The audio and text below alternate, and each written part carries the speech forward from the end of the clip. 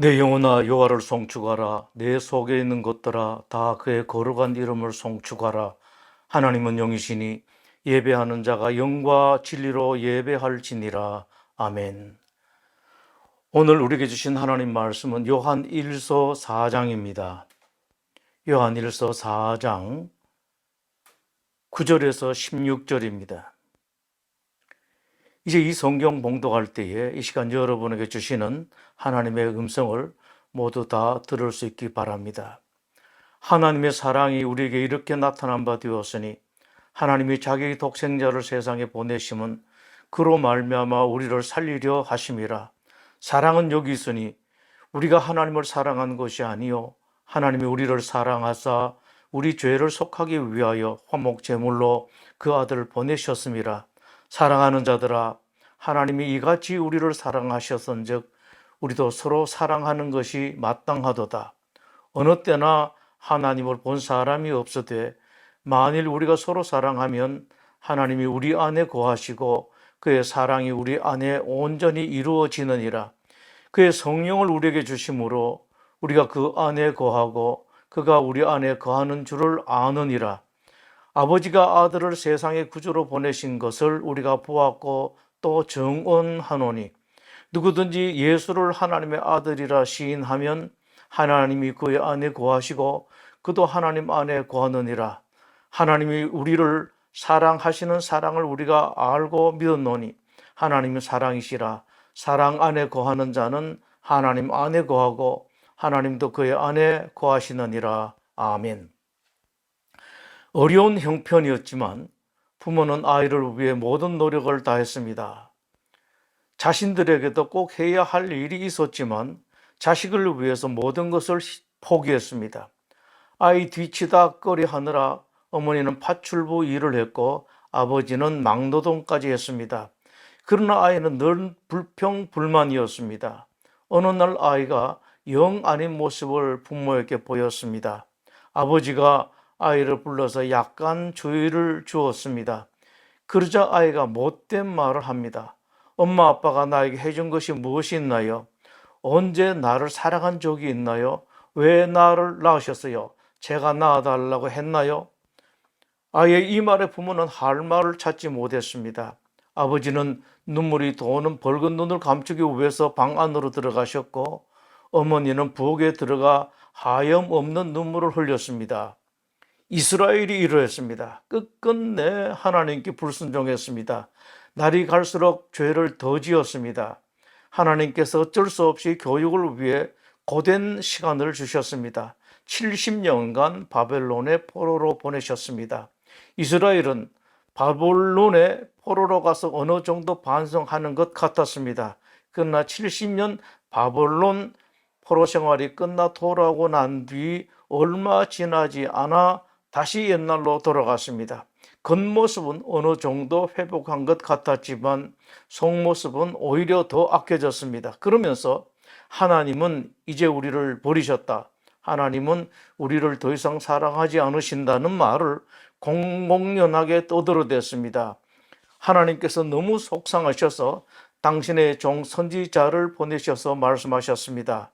얘들아, 나는 절대 너희들을 버리지 않았다. 한 번도 너희들을 버린 적이 없다. 나는 지금까지 너희들을 사랑했고 지금도 사랑하고 앞으로도 변함없이 너희들을 사랑할 것이다. 하나님의 이 말씀에 이스라엘은 또다시 못된 말을 합니다. 하나님께서 어떻게 우리를 사랑하셨습니까? 이스라엘의 이 말을 들으신 하나님은 억장이 무너져서 할 말을 잃어버리셨습니다. 할 말을 찾지 못하신 것인지 아니면 말을 하고 싶지 않으셨던지 하나님은 수백 년 동안 이스라엘에게 한 말씀도 하지 않으셨습니다. 그리고 그로부터 400년이 지나고 난 후 하나님께서는 당신의 하나밖에 없는 아들을 이 세상에 보내셔서 사람들의 그 모든 죄, 불순종을 대신 지시고 십자가에 죽게 하셨습니다. 그리고는 400년 전에 하나님께서 우리를 어떻게 사랑하셨습니까? 라고 대들었던 이스라엘의 그 못된 말에 요한 1서 4장에서 당신의 사랑하시는 요한이 대답합니다. 하나님 우리에게 이 사랑이 이렇게 나타난 바 되었으니 하나님은 사랑이십니다. 하나님께서 하시는 모든 것이 다 사랑입니다. 여러분 마음에 합하게 하시는 것, 또 여러분이 바라는 것과 다르게 하시는 것 전부 다 여러분을 사랑하시는 하나님의 사랑입니다. 인간을 향하신 하나님의 마음은 단 하나뿐입니다. 사랑입니다. 하나님께서 어떤 사랑으로 인간을 사랑하셨는지 성경 전체를 통해서 다시 확인합니다. 맨 처음 인간을 창조하시고 난 후 인간에게 주신 선물이 에덴 동산이었습니다. 에덴 동산은 최고 중의 최고였습니다.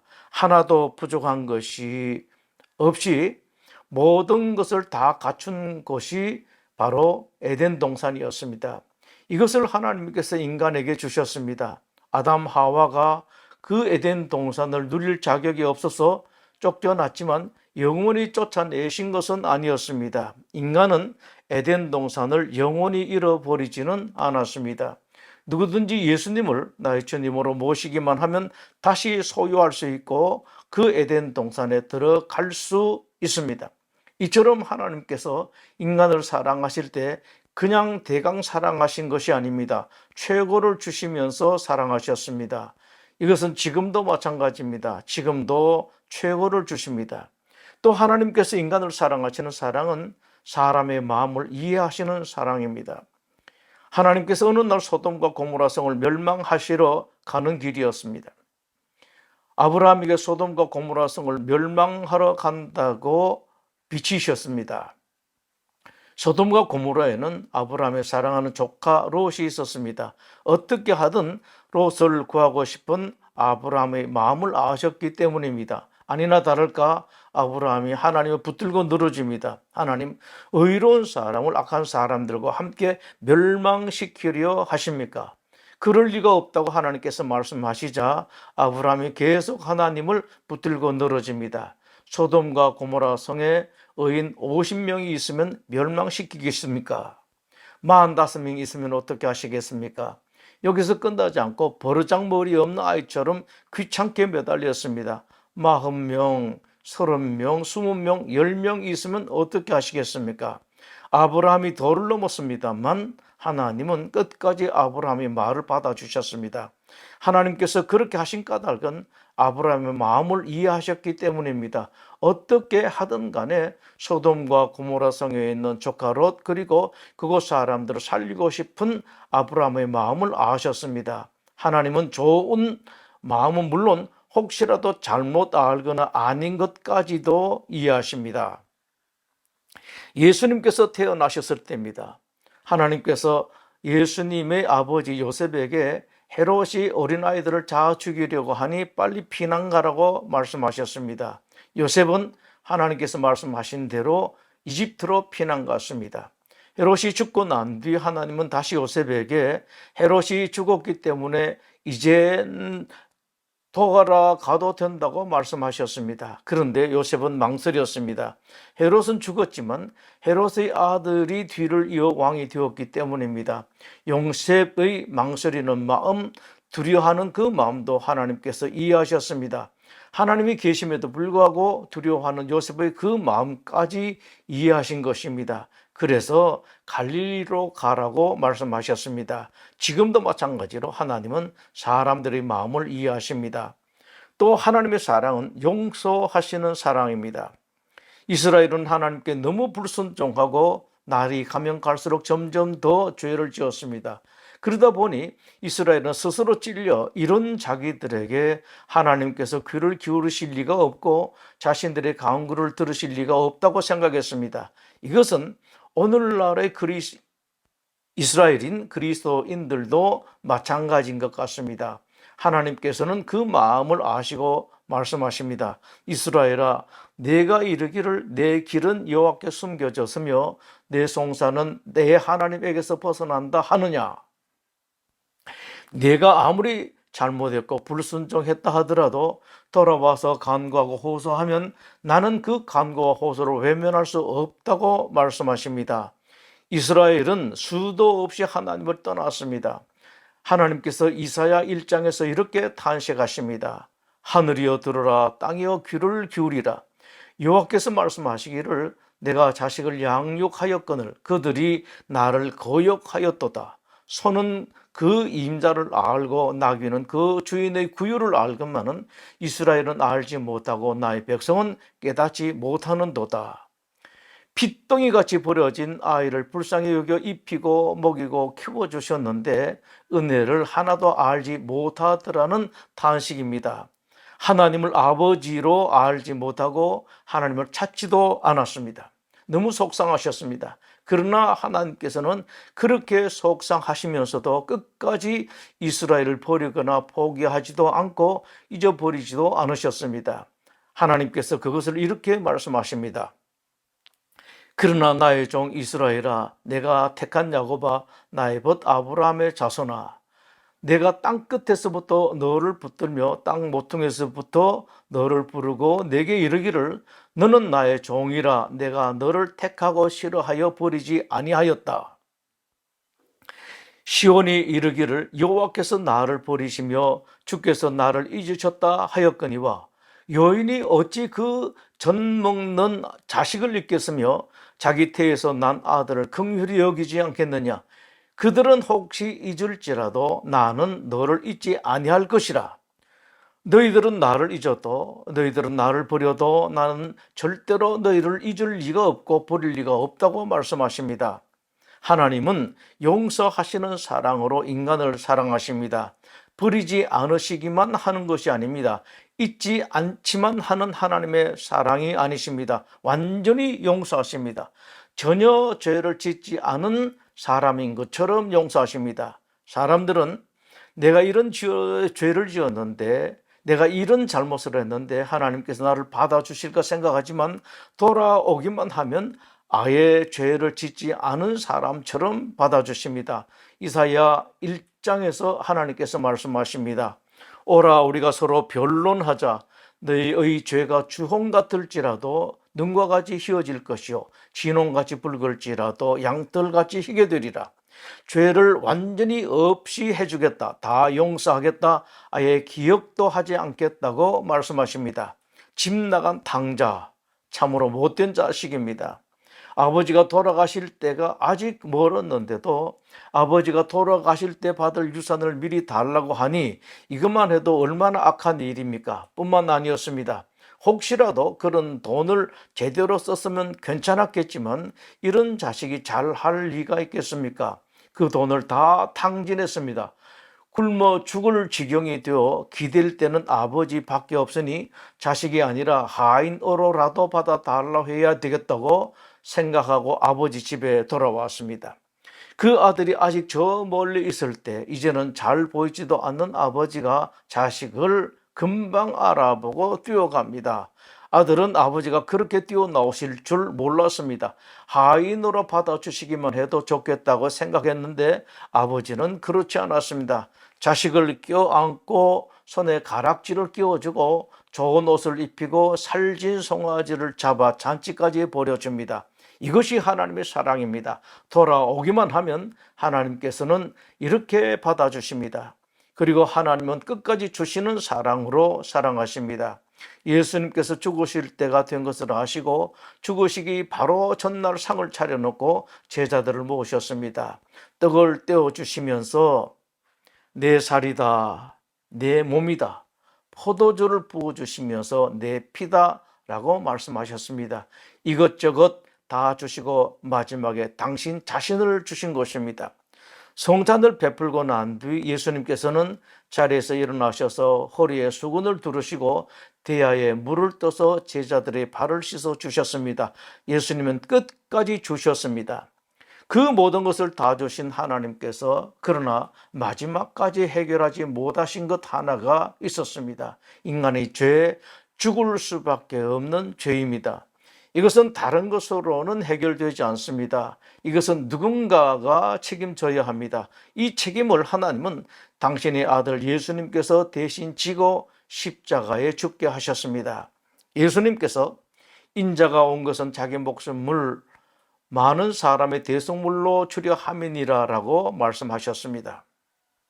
대속물이 무엇입니까? 대신 드리는 제물입니다. 사람이 죽을 것을 예수님께서 대신 십자가의 제물로 죽으셨다는 말씀입니다. 요한일서 4장의 이 말씀이 그것을 말씀합니다. 하나님의 사랑이 우리에게 이렇게 나타난 바 되었으니 하나님이 자기의 독생자를 세상에 보내심은 그로 말미암아 우리를 살리려 하심이라. 그로 말미암아 우리를 살리려 하심이라고 하셨는데 어떻게 살리신다는 말씀입니까? 그 답을 이렇게 하십니다. 우리 죄를 속하기 위하여 화목제물로 그 아들을 보내셨습니다. 하나님의 아들 예수님이 대신 죽으심으로 말미암아 우리를 다시 살리신다는 것입니다. 그러나 하나님은 그 책임을 당신의 아들에게 넘기신 것이 아니었었습니다. 어느 신학자가 말한 십자가를 지신 하나님이란 말은 가장 정확한 표현입니다.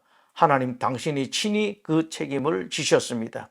이것이 하나님의 사랑입니다.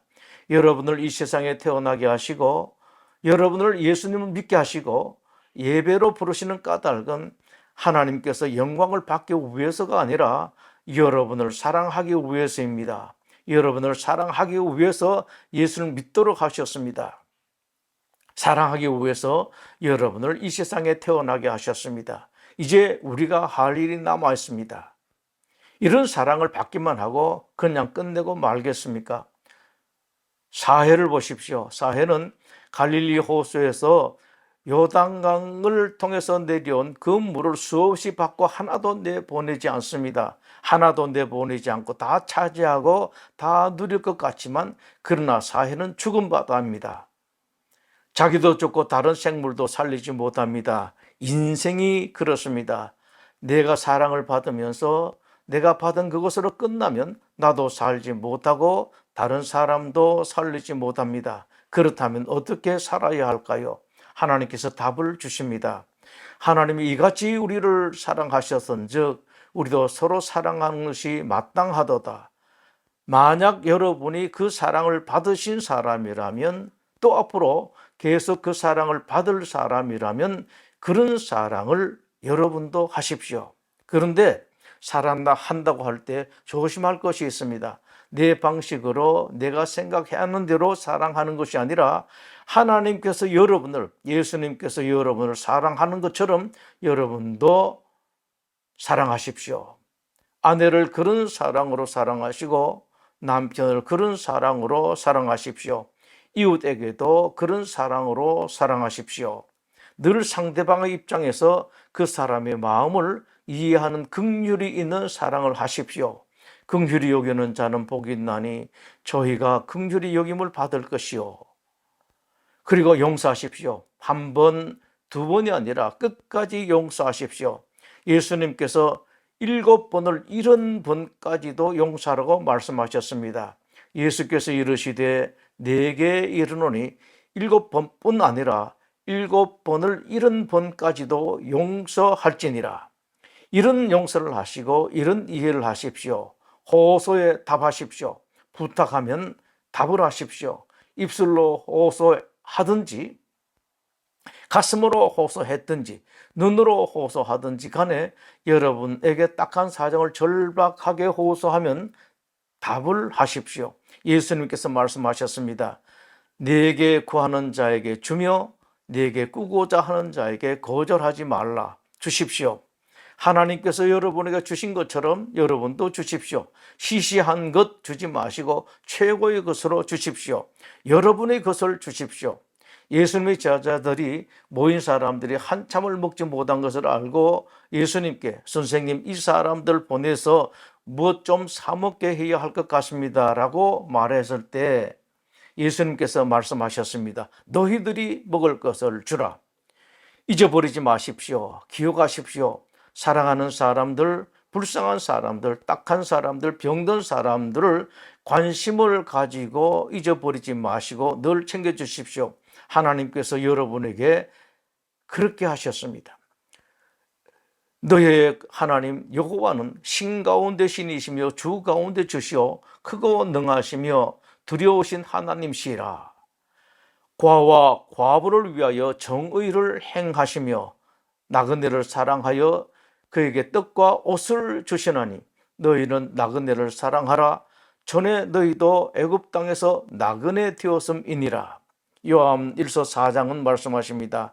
만일 우리가 서로 사랑하면 하나님이 우리 안에 거하시고, 여러분이 그런 사랑을 하면 여러분 안에 하나님이 계신다, 성령님으로 충만하신다는 말씀입니다. 성령님이 충만하면 참으로 놀라운 일이 일어납니다. 지금까지 한 번도 만족해 보지 못하는 진정한 만족이, 한 번도 누려보지 못한 평화가 있습니다. 그 누구도 줄 수도 그 누구도 빼앗을 수도 없는 행복이 가득하게 될 것입니다. 기도하겠습니다. 여호와는 내게 복을 주시고 너를 지키시기를 원하며, 여호와는 그의 얼굴을 내게 비추사 은혜 베푸시기를 원하며, 여호와는 그 얼굴을 내게로 향하여 뜨사 평강 주시기를 원하노라. 아멘.